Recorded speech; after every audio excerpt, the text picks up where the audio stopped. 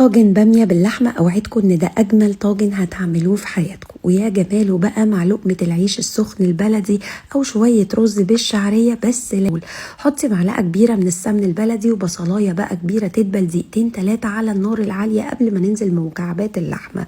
اديها رشة من الفلفل الاسود وتقليبة يا دوبك تاخد لون، نص كوباية من المية المغلية، وسيبي اللحمة على النار الهادية لحد ما تقريبا تبقى داخلة في السوا. برفع الغطا وبحط البامية مع كام فص من الثوم واكتمهم مع بعض تاني كده 3-4 دقايق.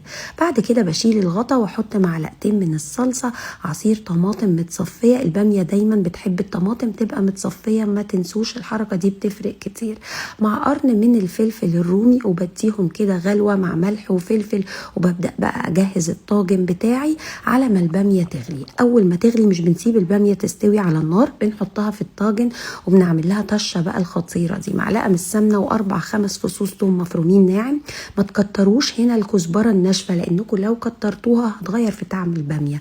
حطي معلقة صغيرة كده قوي من الكزبرة مع الثوم، ويا دوبك تشمي ريحتهم انزلي بيهم على الطاجن وسخني الفرن بتاعك وسيبي البامية لحد ما تتسبك وتستوي. وطبعا لازم قرن الفلفل الحراق ده لزوم الطعم كله. بالهنا.